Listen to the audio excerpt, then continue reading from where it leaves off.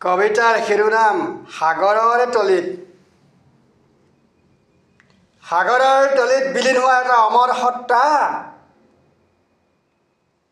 সন্দেহৰ আৱৰ্তত থাকিলে মানুহৰ প্ৰশ্ন। তেজৰ চেকুৰাবোৰ এতিয়াও শুকুৱাই নাই। মানুহৰ মুখে মুখে এটা চিনাকি নাম মায়াবিনী।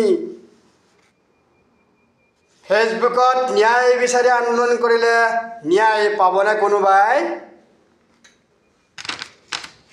কোন সেই নৰাধম মহাপাপী ৰৌ ৰৌ নৰকত বাস? আজিৰ মানুহে হিয়া আজৰি কান্দিছে বিশ্বত তহঁতৰ বাবে।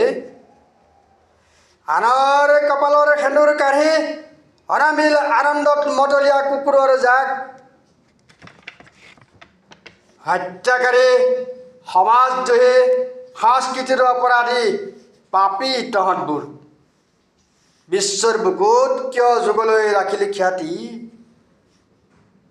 কোন দেশৰ বিদেশী বংশধৰ তহঁত?